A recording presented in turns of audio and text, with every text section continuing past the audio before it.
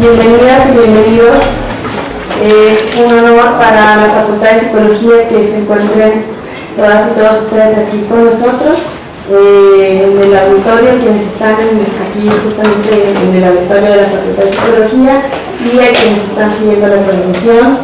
Muchas gracias, bienvenidos a este 58º Congreso Internacional de Americanistas. Agradecemos mucho al doctor Centeno por haber organizado esto, al doctor Emilio por haber organizado este evento. Y pues sin más preámbulo, pues le dejo la palabra al doctor Centeno para que les dé la bienvenida. Muchas gracias, doctora Bárbara. Para la maestría en investigación social seguimos sumando eventos que repercutan en la calidad académica del programa, en las redes de trabajo y de colaboración a nivel nacional e internacional. Hace unos meses me comentaba el doctor Emilio Guadiana, quien es profesor y parte de invitada del núcleo académico, que había sido delegado en la ciudad de Brasilia para organizar la representación de México en el ICA. Yo había tenido la oportunidad de estar en el ICA en Salamanca hace unos 5 años, pero el de Brasil, bueno, vino la pandemia, todo este rollo, el de Brasil se demoró, y el doctor Emilio, que en ese momento no lo conocía, me comenta que él estuvo en Brasil y ahí el grupo de organización le pidieron que se encargara de coordinar el Simposio México para llevar los trabajos a Serbia. Entonces, en una reunión de trabajo de esas habituales e informales que tenemos, doctor, ¿cómo hacemos para llevarnos el ICA a la MIS y para tener el respaldo de la Facultad de Psicología, que es la sede de la maestría en investigación social? Y yo, déjame hablarlo con el director, el cual estuvo de acuerdo que esto ocurriera. Y me dice: yo tengo mi grupo del doctorado de Tecnológico de Monterrey, el doctor está escrito, es profesor de Tecnológico de Monterrey y es profesor visitante de nuestra maestría. Y sí, adelante, y bueno, hicimos la convocatoria y logramos recibir casi 30 ponencias, de las cuales eliminamos algunas que no llegaban los requisitos que se exigían en el ICA, y finalmente quedamos con 24 ponencias, que son las que van a presentar ustedes hoy. Hay gente que se va a estar reincorporando, aparte de la lluvia como que no ayudó hoy para nada. Y yo prefiero dejar al coordinador, yo estoy coordinando con el doctor, pero realmente el coordinador y el enlace directo con la directiva y la organización de ICA es el doctor Emilio Guadiana. Entonces quiero que bueno, primero se presente y cuente un poco cuál es el siguiente paso. El ICA se va a estar llevando a cabo el último de junio, los primeros días de julio del 25, o sea que en unos 10 meses más o menos sería la vuelta a Serbia de los que van a presentar y tengan la disponibilidad de moverse. Y bueno, yo dejo en manos del doctor y en la voz para que explique un poco esta situación. Gracias, buenos días a todos. El Congreso ICA es también, trato de decir que es el Congreso Internacional más antiguo del mundo. Ahorita se celebran 150 años de su difusión, de su permanencia entre las comunidades académicas, y es una oportunidad para compartir investigaciones innovadoras, novedosas, que impactan positivamente a la calidad de vida de muchas personas en América Latina. Es un congreso internacional organizado por diferentes universidades que se van rotando la sede año con año. Como lo decía el doctor Centeno, en esta ocasión toca la Universidad de Novi Sad en Serbia organizar la edición del año 2025. Como pudieron ver en la convocatoria, las temáticas que aborda el Congreso son amplias. Prácticamente todas las ciencias sociales entran a la convocatoria del Congreso ICA. Entonces fue una oportunidad valiosa para traernos la vinculación de la Universidad Autónoma de Coahuila en colaboración con el Tecnológico de Monterrey a este evento en Serbia y fortalecer redes académicas internacionales, que estoy seguro que tendrán mucho éxito a raíz de esta nueva edición del Congreso ICA. Entonces, para llevar una representación sólida a este Congreso 2025, planeamos este Congreso intermedio en el cual pudiéramos perfilar a los candidatos que mejor pueden representar tanto a la Universidad Autónoma de Coahuila como al Tecnológico de Monterrey en esta edición, y organizamos este Congreso intermedio. Nos da mucho gusto la respuesta que obtuvimos. Hay ponencias muy interesantes, investigaciones novedosas, muchos estudiantes, personas jóvenes, investigadores jóvenes que están participando en este Congreso intermedio. A lo largo del día, como dice el doctor Centeno, se irán incorporando más ponentes, más participantes, y por lo pronto les doy algunas indicaciones tanto del Congreso intermedio como del internacional para contextualizar esta jornada y resolver algunas dudas que seguro tienen acerca del Congreso 2025. Vamos a estar trabajando en esta sala, en el auditorio, y en la sala que está atrás, escalonada. Esas son las dos aulas en las cuales vamos a estar presentando nuestras ponencias en las mesas que ya tienen asignadas. Ya hay un moderador por mesa que va a estar coordinando el orden de las ponencias y el tiempo, que es de máximo 20 minutos. Ya todos tienen su material preparado para proyectarlo. Les pido que respetemos el tiempo para exponer el máximo 20 minutos y dejar un tiempo de 10 minutos aproximadamente para dudas, comentarios, retroalimentación de parte de los asistentes a la mesa. Eso será la dinámica a lo largo del día. Tenemos 3 horarios. Terminando esta inauguración, tenemos ahorita una conferencia magistral de parte de la doctora Mariana Gavarro, que es doctora en Geografía del Cuerpo por la Universidad de Oxford, y pues su tema de investigación obviamente son los estudios de género y las migraciones, el cuerpo como frontera internacional, lo cual viene bien para el Congreso ICA, que es internacional y que aborda o desborda más bien las fronteras académicas. Y después de la conferencia magistral, la doctora Gavarro, tendremos ahora sí los 3 horarios en los cuales vamos a estar dando nuestras ponencias.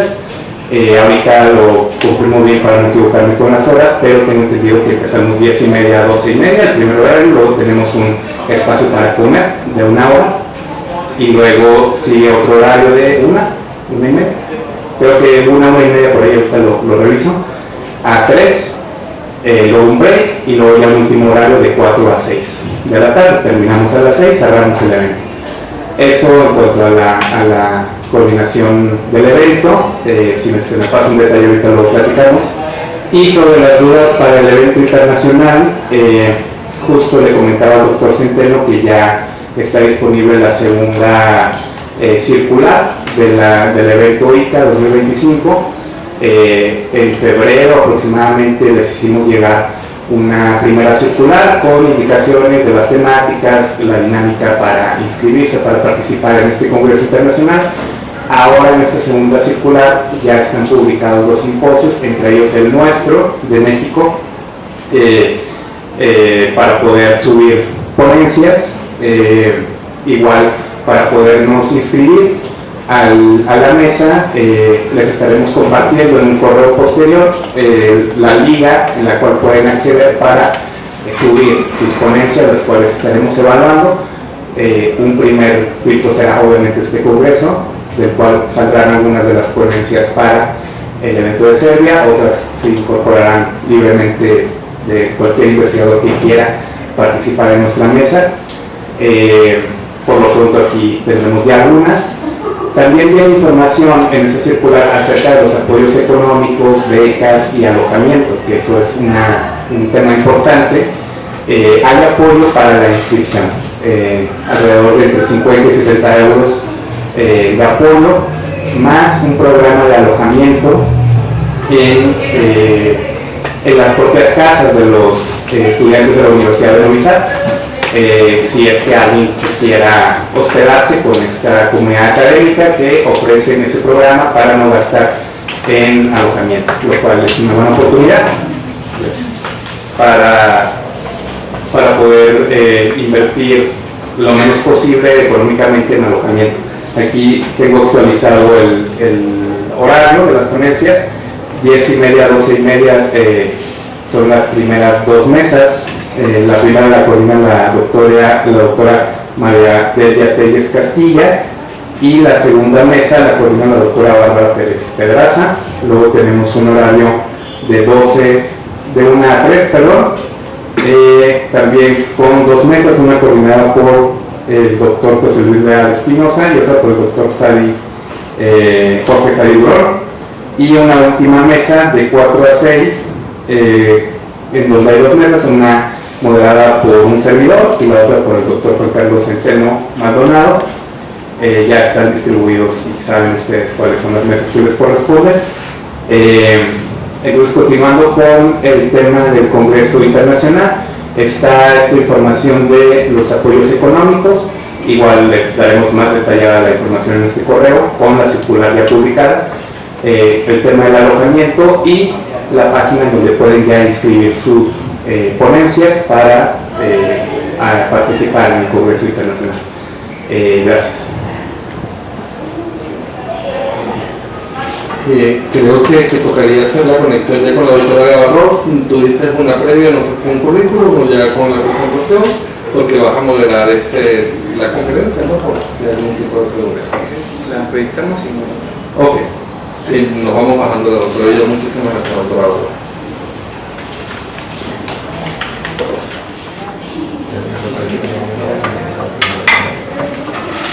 Bien, mientras la presento, la doctora Mariana Gavarro, que es doctora en estudios de ecografía del cuerpo por la Universidad de Oxford. Actualmente es profesora investigadora del Tecnológico de Monterrey en el área de estudios humanísticos, en el programa de doctorado en estudios humanísticos y la maestría en estudios humanísticos y ciencias sociales. Estuvo trabajando también un tiempo en la Escuela de Gobierno y Transformación Pública. Es experta en estudios de género, en política de género, y el día de hoy nos viene a compartir parte de su trabajo académico en una publicación muy interesante que desarrolló, que es el ABC del género. Y pues sin más preámbulo, le damos la bienvenida a la doctora.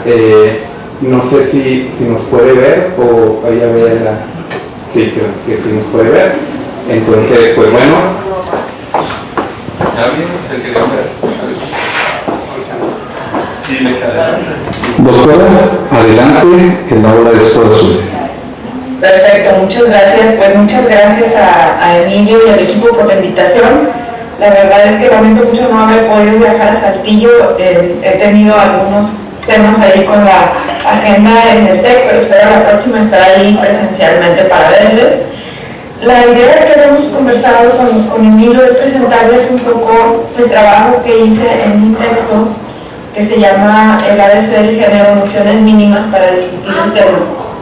Y nos pareció pertinente presentárselos precisamente porque uno de los argumentos que hemos tenido siempre es que la perspectiva de género debería de aplicarse, digamos, siempre en todo análisis social, en todo análisis político. Tendría que ser como parte de los esfuerzos por entender la realidad, o, dicho de otra manera, sin perspectiva feminista o de género, es imposible tener como una comprensión de los fenómenos sociales y políticos, ¿no?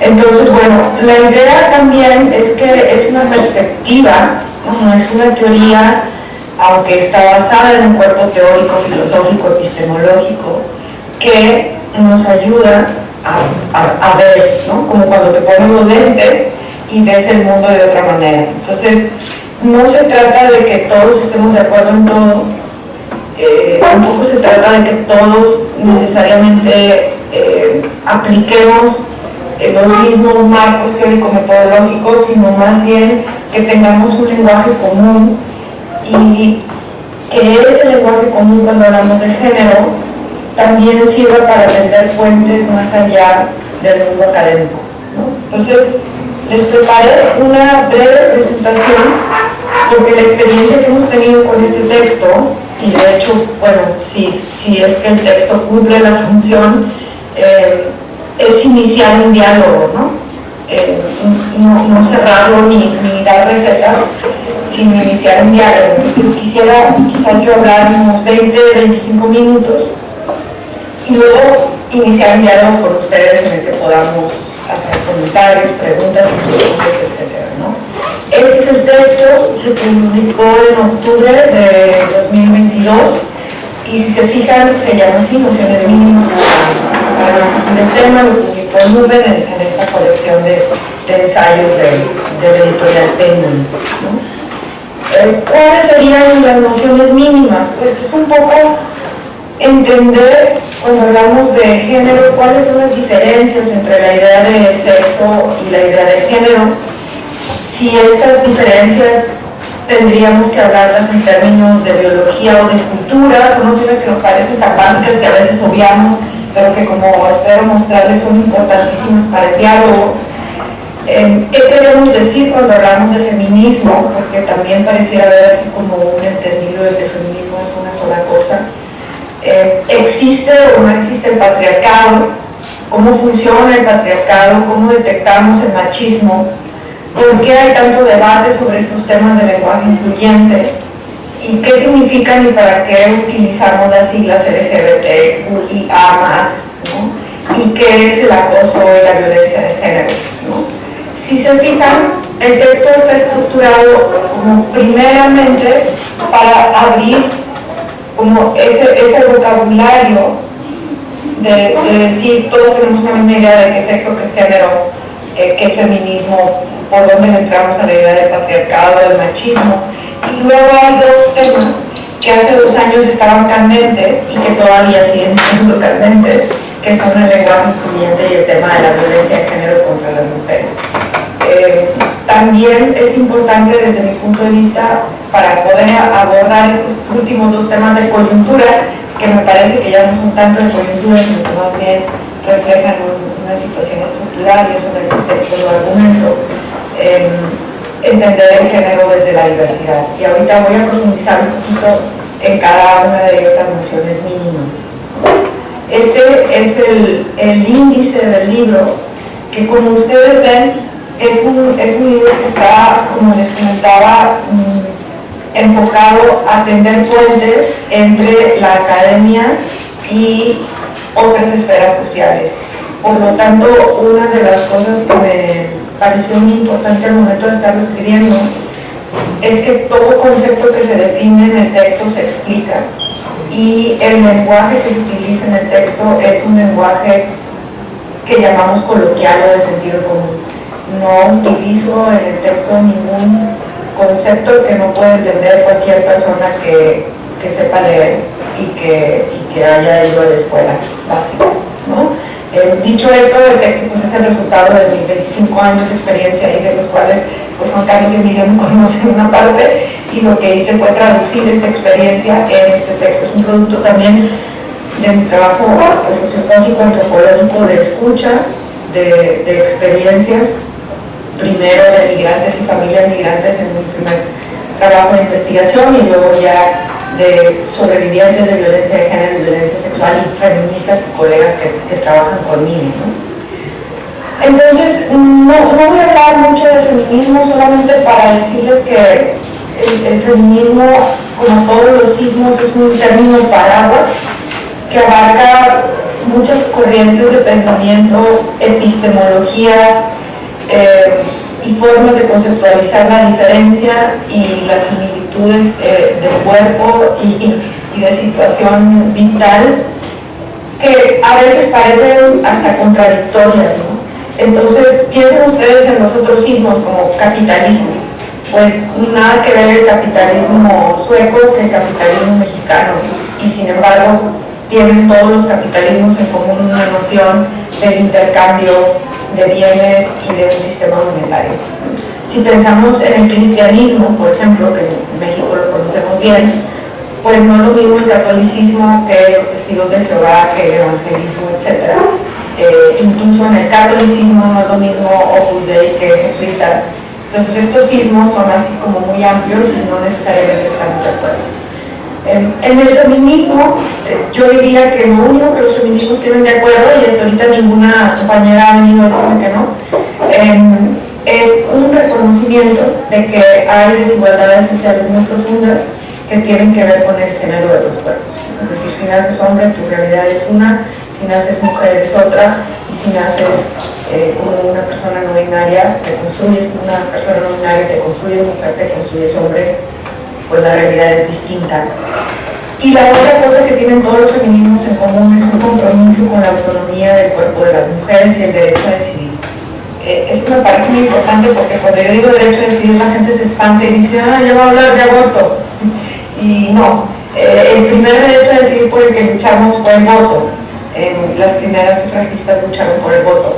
Luego luchamos por el derecho a decidir qué estudiábamos y dónde estudiábamos y tener acceso a las universidades.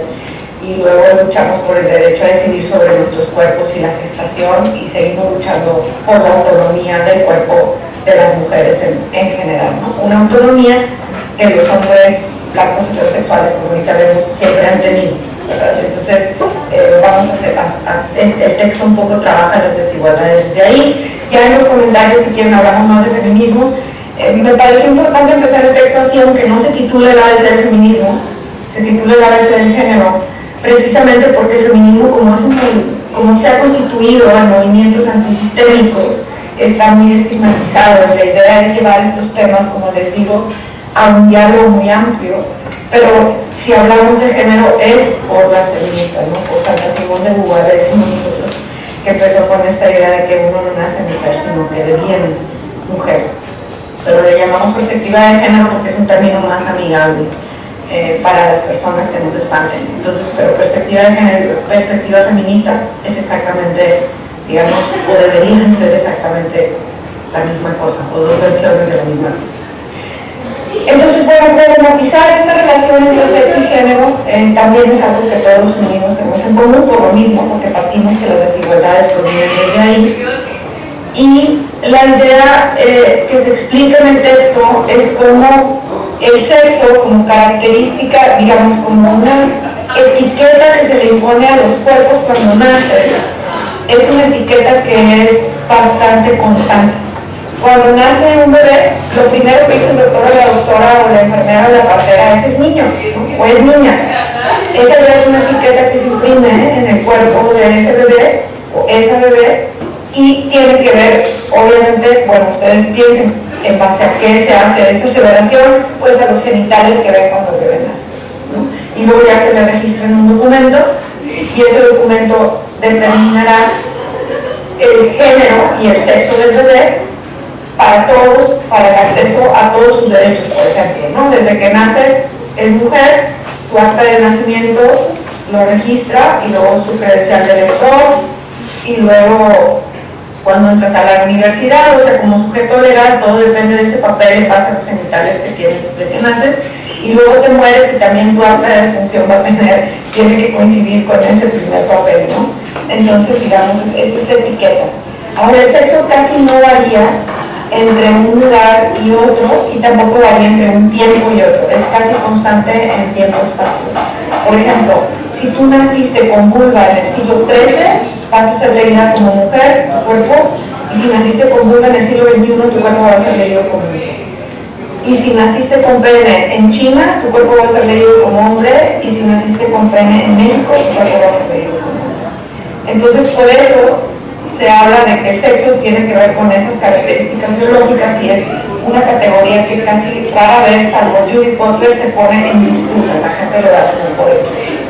Ahora, el género son esas expectativas sociales asociadas al sexo, ¿sí? Entonces, si tú naces hombre, se espera que seas masculino; si naces mujer, se espera que seas femenino. Si naces con genitales indeterminados, es lo que llamamos las personas intersex, y entonces se te opera para que seas hombre o que seas mujer. O al día de hoy hay algunos bebés que se les da chance de ir desarrollando otras posibilidades no binarias, en hombre y mujer, de habitar el mundo. Si quieren, luego hablamos un poquito más de eso, ¿no? Ahora, es interesante porque esta distinción entre mujer y femenina, hombre y masculino, no las hacemos en la vida diaria y no las hacemos en la práctica. Automáticamente es pene hombre, hombre masculino, vulva mujer, mujer femenino, ¿sí? Ahora, también hay prácticas sexuales asociadas a esta relación sexogenérica. Si eres mujer, tienes que acostarte con hombres y te tienen que gustar románticamente los hombres. Y si eres hombre, salieron dos correcciones. Pero si eres hombre, te tienen que gustar las mujeres o te tienes que acostar con mujeres, ¿no? Entonces, esta relación entre sexo y género es una relación que se articula de manera muy compleja. Y como les digo, al final podemos profundizar en lo que ustedes gusten. Lo que sí es importante puntualizar ahorita es que como el género son expectativas sociales, el género es mucho más cambiante y tiene mucho que ver con la sociedad y el contexto social en el que una persona vive. Y por eso, cuando hablamos de género, estamos hablando de la importancia de cuestionar la sociedad. Y eso es importante porque, como algunos de ustedes ya sabrán, Durkheim ya lo dijo en el siglo XIX, los hechos sociales se tienen que explicar por otros hechos sociales. Entonces, si estamos hablando de género, no podemos proporcionar explicaciones biológicas, porque el género es un hecho social a la Durkheim, ¿no? Les voy a dar un ejemplo para pasar a problematizar esto, y es pues el pinche famoso que trabaja en el texto del instinto maternal, ¿no? Pareciera ser que las mujeres nacimos con un chip que nos hace querer a los bebés y cuidarlos, y luego hacemos cargos desde la casa, barrer, trapear, limpiar los trastes, etc. Y sabemos que no es así. El instinto maternal no tiene nada que ver con los cuidados maternales. De hecho, los mamíferos, y quien tenga perritos o mascotas no me dejará mentir, cuando nace un perrito enfermo, lo primero que hace la hembra es apartarlo del resto de las crías para guardar su leche, para que tengan energía las crías viables, ¿no? Y luego me dicen amigas mías, dicen, y si no las alimentas a las perras se comen y se pueden llegar a comer al cachorro, ¿no? Entonces yo pregunto, ¿ese es el instinto maternal que se espera de nosotras? Que no alimentemos a los bebés viables y que nos lo comamos si tenemos hambre, suena como muy absurdo, ¿no? Entonces no es un instinto, no traemos un chip, pero sí que la sociedad está estructurada históricamente para que nosotros, y lo voy a poner un poco más grande, ¿sí?, para que las mujeres seamos quienes estamos a cargo del cuidado. Entonces esto ustedes saben que tiene que ver con la historia. No me voy a detener diciendo cuáles son los orígenes de estas desigualdades. Si alguien quiere más referencias, está un libro muy bonito de Gerda Lerner que se llama Los orígenes del patriarcado.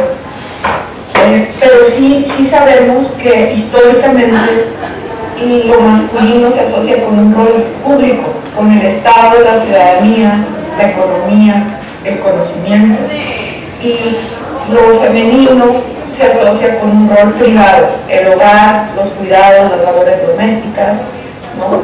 Y piénsenlo así, en la ciudadanía y en el mercado y en el trabajo lo que se vale es la razón, y en el hogar lo que vale son los sentimientos. Es decir, todos los ciudadanos son iguales, pero no todos los hijos son iguales, por darles un ejemplo, ¿sí?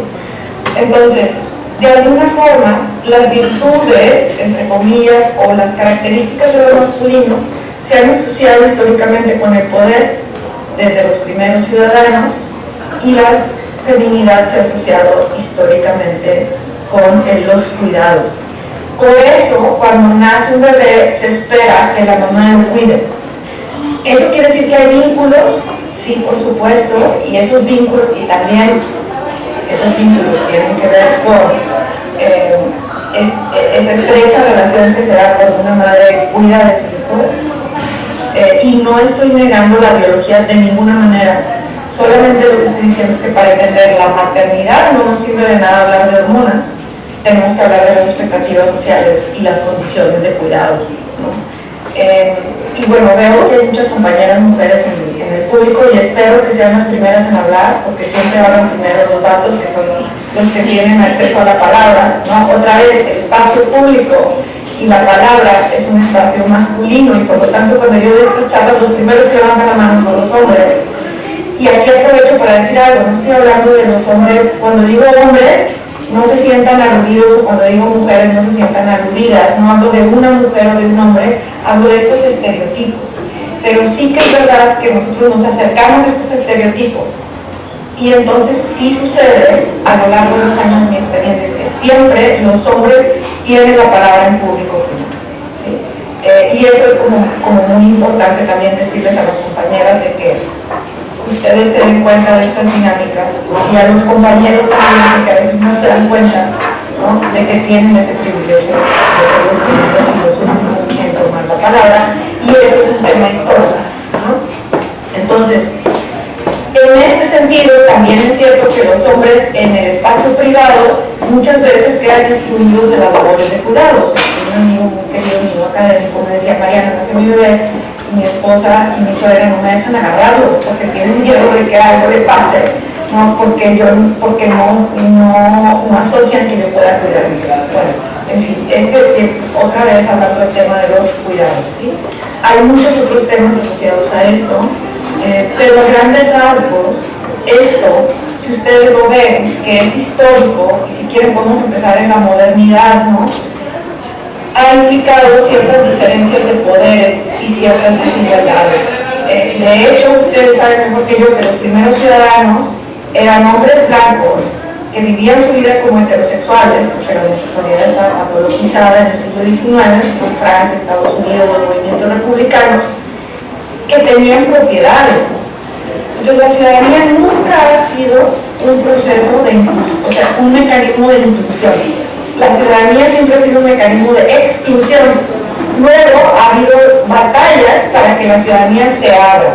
Y entonces entre los hombres racializados indígenas, los hombres negros, entre las mujeres, y cada vez, digamos, idealmente esa ciudadanía, esa noción de ciudadano se vaya ampliando y el espacio político se vaya ampliando, ¿no? Ahora, estas desigualdades las feministas las han trabajado como el sistema patriarcal. Y aquí quisiera detenerme unos minutitos para hacer algunas declaraciones del sistema patriarcal. La primera es que esta es una propuesta epistemológica, filosófica, teórica, de cómo entender las desigualdades sociales. Está basada en el trabajo de teóricas y filósofas e historiadoras feministas. Gerda Lerner, una de ellas, McKinnon, otra de ellas, y varias, digamos, nacen en Estados Unidos y luego se ha trabajado, por ejemplo, en América Latina por Rita Segato, etc. ¿Por qué les digo esto? Porque pareciera ser que cuando nosotros hablamos de patriarcado estamos hablando como de una lectura de segunda categoría. ¿Qué quiero decir con esto? Cuando yo hablo de marxismo, ¿no?, Carlitos Marx lo que hizo fue teorizar las desigualdades desde la clase social. ¿Por qué? Pues porque vivió en Inglaterra con su cuate Engels y estaba viendo las desigualdades en el sistema industrial y dijo: aquí pasa algo, hay una enorme desigualdad entre los obreros y los dueños de los medios de producción, y empezó a hacer teoría y filosofía desde su propia experiencia de la desigualdad, ¿no? Fanon en África, o Martin Luther King, o Malcolm X empezaron a hacer teorías sobre las desigualdades raciales y el colonialismo, porque eran hombres negros en sociedades racistas blancas. Nosotras empezamos a teorizar el género porque como mujeres estábamos completamente excluidas de los derechos y de la libertad social. Entonces, digamos, nuestra propuesta de cómo leer estas desigualdades desde el feminismo es una propuesta que dialoga con otras grandes propuestas de la desigualdad y la teoría social y la filosofía social. Y en ese sentido hay que trabajarla minuciosamente, ¿no? Más o menos a grandes rasgos ha habido muchísimo escrito. Este es uno de los esquemas sobre el patriarcado que digamos que resume algunas de las propuestas y tiene que ver con cómo los estereotipos que nosotros encarnamos nos sitúan en posiciones de más poder y menos poder. Y cuando hablo de poder, ustedes pueden pensar en cualquier definición del poder, desde cualquier definición del poder político clásico, ¿no?, de ejercer el poder por sobre los demás, o hay una definición como más moderna Foucaultiana de poder de hacer lo que tú quieras hacer, ¿no? Entonces, las masculinidades hegemónicas, que se llama patriarcado precisamente porque esas masculinidades hegemónicas provienen de esta idea del patriarca, del derecho romano, que era dueño literalmente de su familia, de sus hijos, de su esposa, de sus concubinas y de sus esclavos, ¿no? Entonces, tan era dueño en el derecho romano que si tenía deudas podía dar el préstamo a la esposa como para saldar una parte de la deuda y luego ya se la regresaba, ¿no? Y bueno, ustedes saben que familia es una palabra que proviene de famen, que significa esclavitud, ¿no? Entonces, esta idea de que había un pater familia dueño de quienes vivían en su casa es una idea que viene de Grecia y Roma, y las feministas la trabajan y dicen pareciera ser que hoy por hoy este estereotipo de masculinidades son dueñas de todos los demás. Por debajo de esta masculinidad hegemónica están masculinidades que no tienen esos, digamos, características o privilegios del hombre blanco heterosexual, pero que siguen encarnando masculinidades. Y aquí les voy a dar un ejemplo muy breve. Piensen en el ejecutivo de una empresa y piensen en el conserje de esa empresa. El ejecutivo de la empresa tiene poder de clase por sobre el conserje, pero si los dos están en pareja o casados con una feminidad subordinada, que son estas mujeres que dependen económicamente de los hombres, los dos tienen el mismo poder de género sobre sus esposas, ¿no? Eso es lo que llamamos la interseccionalidad. Entonces, por un lado el poder racial, por otro lado el poder de clase, por otro lado el poder de género. Y luego estamos quienes encarnamos las masculinidades y las feminidades resistentes, es decir, antisistémicas. ¿Okay? Cualquier hombre que no cumple con las expectativas de la masculinidad encarna una masculinidad antisistémica, y lo mismo las mujeres, ¿no? Ahora, esto, como les decía, es una perspectiva. Ustedes pueden aplicar este esquema como ustedes quieran y varía contextualmente, ¿sí? Porque les digo, se trata de cuánto nos acercamos a los estereotipos. Les voy a dar un par de ejemplos como para que vean cómo varía, ¿no? Por ejemplo, yo en México soy considerada una mujer blanca. Mi feminidad es resistente porque mi expresión de género no es muy femenina y porque estudio, y las mujeres, y porque no tengo hijos. Entonces las mujeres tienen que cumplir, digamos, todas las mujeres que estudian se están saliendo de su rol tradicional de dedicarse únicamente a la casa, ¿sí? Y todas las mujeres que no tenemos hijos nos estamos saliendo del rol tradicional de ser madres. Mis amigas que trabajan y tienen hijos, por ejemplo, también resisten, porque a ellos les dicen, ¿cómo le haces para balancear el trabajo con la familia? ¿Sí? A los hombres que trabajan nunca les preguntan cómo les hacen para balancear el trabajo y la familia, porque su estereotipo es el de proveedores. El hombre tiene que proveer, la mujer cuidar. Si un hombre se dedica a cuidar a los hijos, entonces resiste porque no está cumpliendo con lo que se espera de él.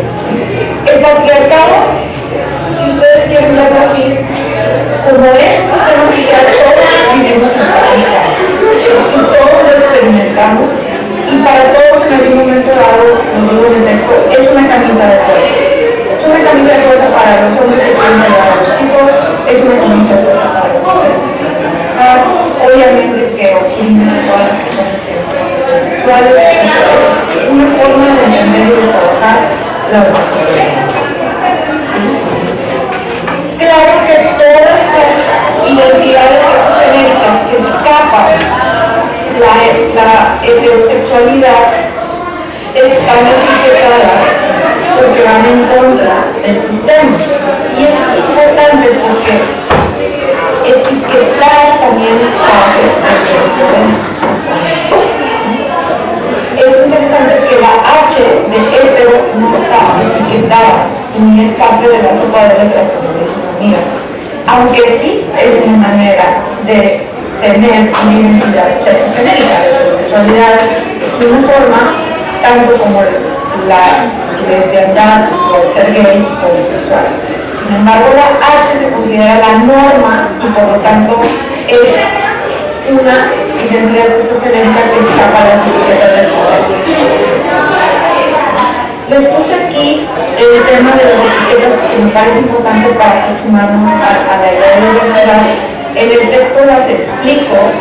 Quizás lo único que quisiera decirles, ustedes ven esta tabla y es LGBTQI+. L, G y B todavía están en dos opciones, que es hombre y mujer, y por eso se llaman identidades binarias.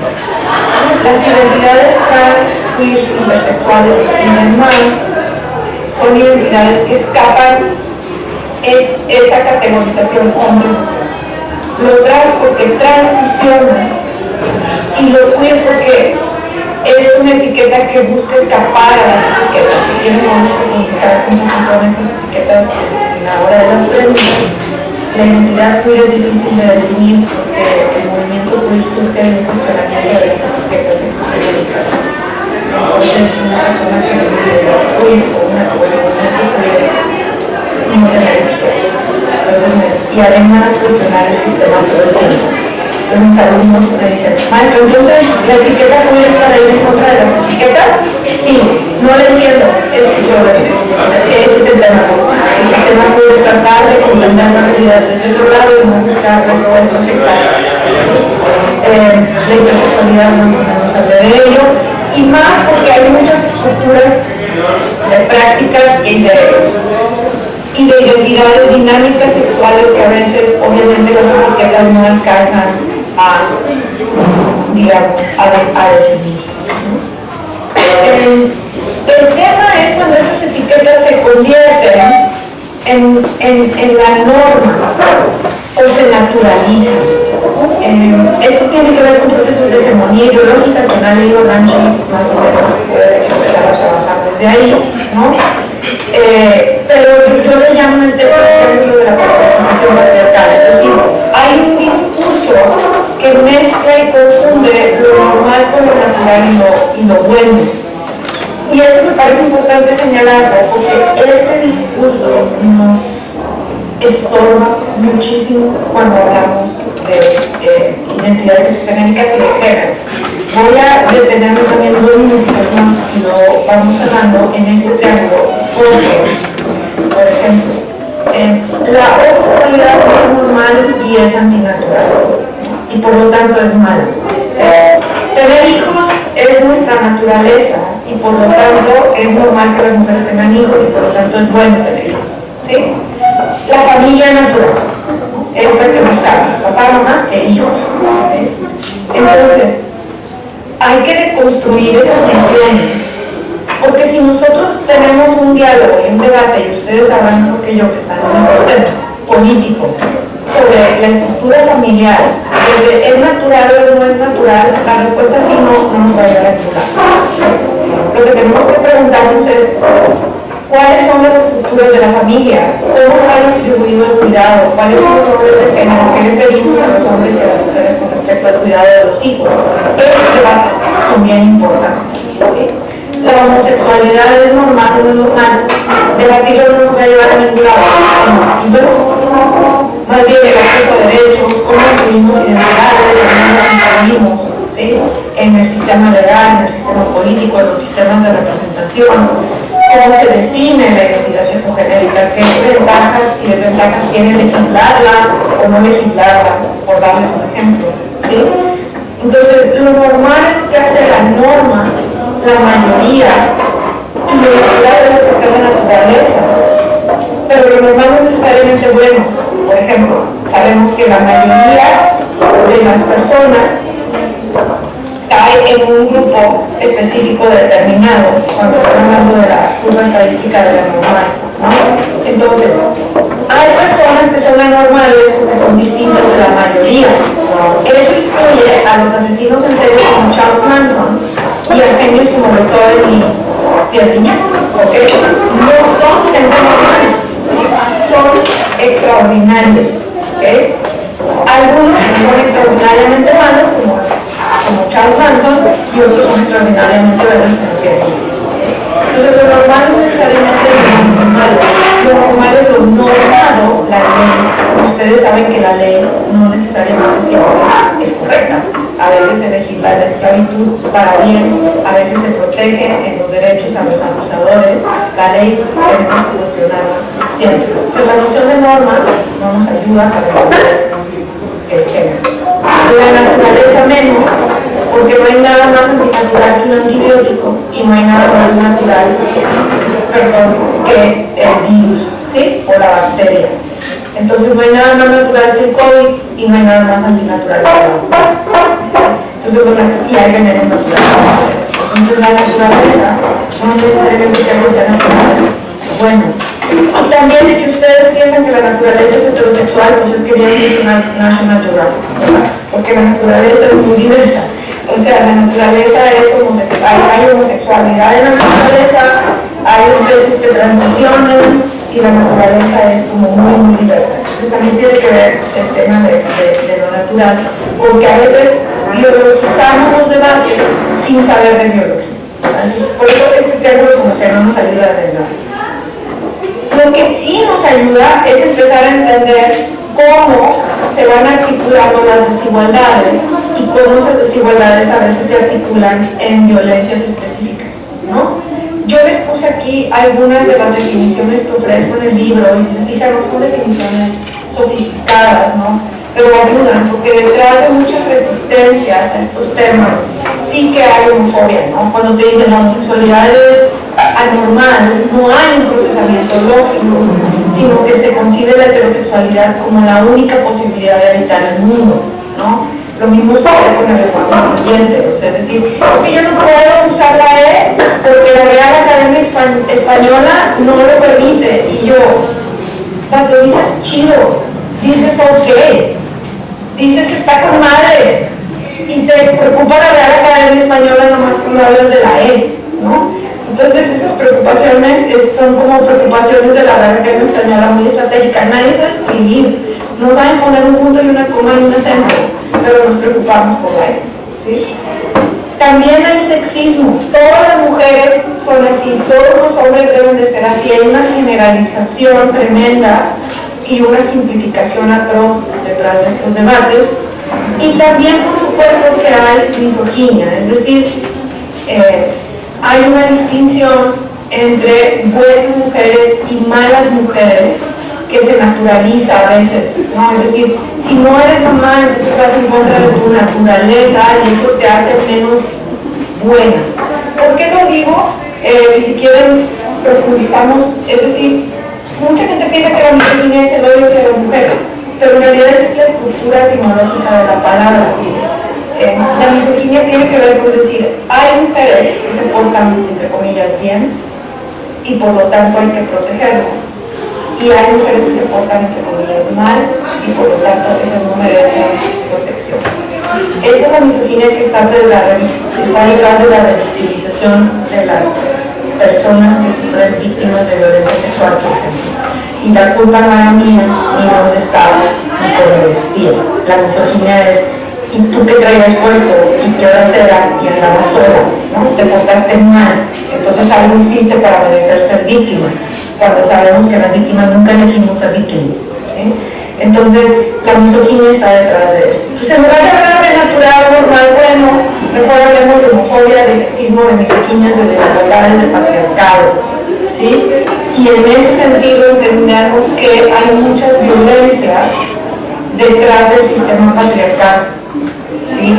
Y aquí yo en el texto utilizo, y les puse aquí un fragmentito, un instrumento que se utiliza en el Politécnico Nacional, que habla de las distintas formas de violencia contra las mujeres, y cómo, por ejemplo, empezamos por las burlas, la descalificación, la ridiculización, la humillación, cómo esas violencias van escalando hasta el feminicidio.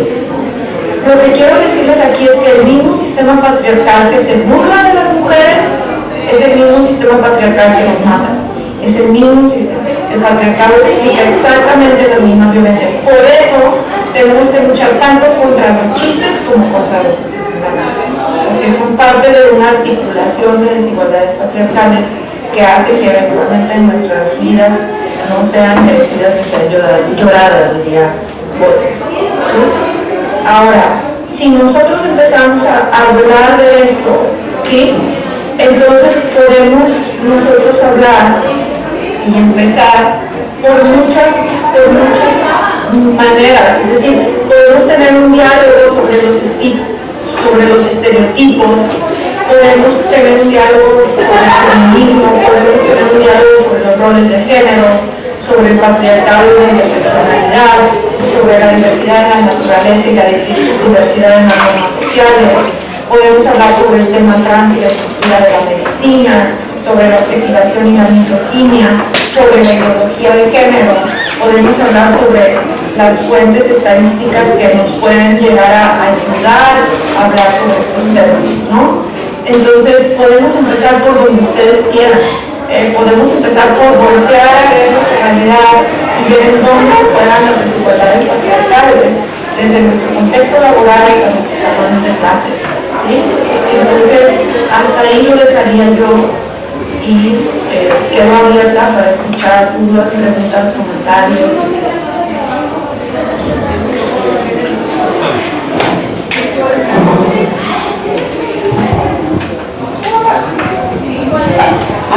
¿Alguien quiere preguntar? Doctora, te pasamos la primera pregunta. Bueno, mucho gusto en ver su plática. Me encanta siempre, no sé, cada vez que la veo en la clase con la doctora Yolanda Heredia y me maravilla mucho todo lo que explica. Solamente quería preguntar qué opina del impacto, no sé si lo ha visto, de un programa de televisión ahorita que está muy de moda, que a uno de ellos lo acusaron, le dijeron que era misógino. Si cree que hay impacto en la población por la actuación de esta persona, por el retiro de los patrocinadores y ese tipo de cosas, ¿qué impacto cree que puede haber en la población por eso?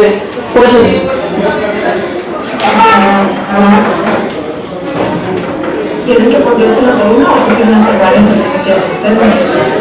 ¿Tú nos dices, doctora, que juntamos varias? La presentación para que se vea completa. Sí. Doctora, ¿puedes dejar de compartir para verte a pantalla completa? Sí, ya dejé de compartir yo, ustedes no ven. Todavía vemos tu presentación. Ahora sí, gracias. ¿Otra pregunta? Hola doctora, buenos días, mi nombre es Valeria. Mi duda va más relacionada al respecto de que existen diversas posiciones en base a lo que platicamos de feminismo, pero también en la comunidad. Es decir, hay posturas donde se mantiene que no deberían relacionarse esto de la comunidad LGBTIQ+, y el feminismo. Me gustaría saber su opinión, meramente. Muchísimas gracias.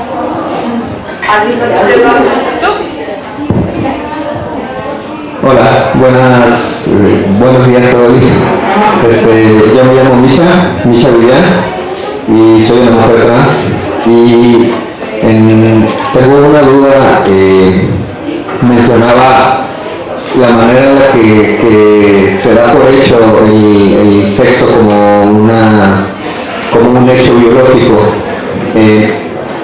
Y nos comentaba también que una de las personas que lo ha discutido es desde lo que llamamos la aproximación queer, ¿no?, de Judith Butler, y creo que también por Preciado tiene algunos comentarios sobre eso.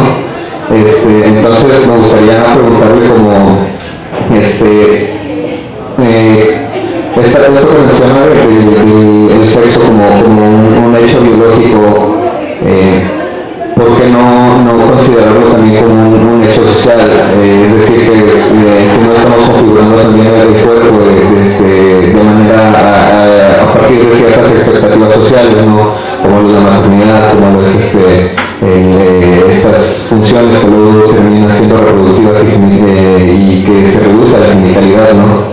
Y bueno, esa es particularmente como mi inquietud en este sentido.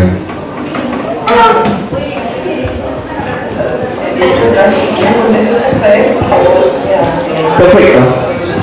Y de hecho voy a empezar con voy a empezar otra vez porque creo que están muy bien las preguntas para ir desarrollando en ese orden.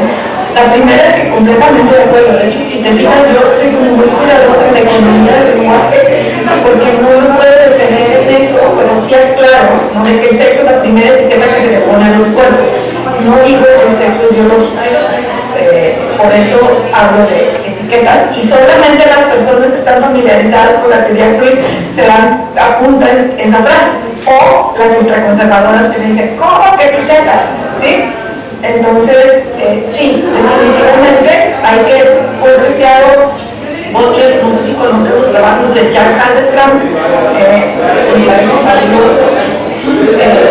Efectivamente, nuestros cuerpos son creídos desde un sistema patriarcal y bueno, aprovecho por hacerles un comercial, voy a dar un breve curso de historia del cuerpo en el Museo de Historia Mexicana de Monterrey, cordialmente invitados si quieren se animan a venir en octubre, pero son leídos desde un sistema patriarcal que patologiza todo lo que no entra en ese sistema binario. También está Mauro Cabral, que ha trabajado mucho la intersexualidad, tiene unos textos bien interesantes de crítica al sistema médico, sobre todo, y a la patologización. Desgraciadamente, y aquí voy a decirlo con toda mi compromiso con el transfeminismo, y tenemos una lucha, yo tengo una lucha casada contra las que se dicen feministas trasnochadas, que dicen que las mujeres trans no son mujeres. Me parece que ellas, y se los he dicho, y no me han fallado, pero casi, primero, no saben la historia del feminismo. Siempre ha habido un grupo de mujeres burguesas heterosexuales que quiere apropiarse del feminismo como movimiento. Primero se lo dijo Sojourner Truth, Ain't I a Woman, esta mujer negra, esclava, liberada, a las primeras sufragistas. Luego se los vino a decir Angela Davis y Audre Lorde, se los vino a decir Monique Wittig. Las mujeres negras también pertenecemos aquí y las mujeres lesbianas también pertenecemos aquí. Wittig tiene un ensayo precioso que dice: las lesbianas no somos mujeres porque no nos definimos con respecto al orden heteropatriarcal masculino. Luego, claro que vino Butler. Luego vino Gabe Rubin a decirles: oigan, el patriarcado también es una jerarquía sexual. Y luego vinieron las compañeras indígenas, por supuesto, de coloniales, Silvia Rivera Cusicanqui, Aura Jiménez y todas ellas, ¿no? Entonces a mí me parece, no sé, me enoja estas mujeres que se erigen y ejercen sobre nosotras las mismas violencias que el patriarcado ejerce. Creo que nos hacen mucho daño y deberían de irse a otro movimiento o a otro lado. De hecho, creo que están del lado del opresor. ¿Sí? También contra él luchamos, sí, claro que sí. Y es un desgaste de energía porque no necesitamos más gente que nos deje luchar. Ya tenemos suficiente por luchar con nuestra propia existencia contra el sistema patriarcal, como para que estas mujeres vengan a impulsar esas filas del odio, de la opresión y de la exclusión. Entonces es muy importante unirnos todas las personas contra esa lucha y solidarizarnos. Por eso he trabajado mucho en transfeminismo allá en Valencia. No sé si han trabajado, tengo un artículo precioso que se llama algo así como el feminismo no es el generismo. Si alguien usa mi correo, ahí el libro lo tiene, yo con gusto les paso una bibliografía. Necropolítica y transfeminismo, voy a sacar un ensayo muy bonito donde aborda el caso de la compañera de Kenia, que fue asesinada, ¿no? Y en ese sentido voy a los medios de comunicación. Creo que los medios de comunicación son una representación social, y aquí podemos hablar de teorías de la representación en los medios, ¿no? Saila nos ha trabajado muchísimo. Y ahí creo que efectivamente hay que disfrutar las representaciones, todas, ¿no? Todas las representaciones culturales, desde las series de televisión, las películas, el arte, cómo se nos representa, y también creo que la lucha por la autorrepresentación. sí que es muy importante que los cuerpos se representen a sí mismos, ¿no? O sea, ya afortunadamente lo que sí hemos avanzado, me decía una amiga, antes nos mataban y no teníamos voz, no lográbamos.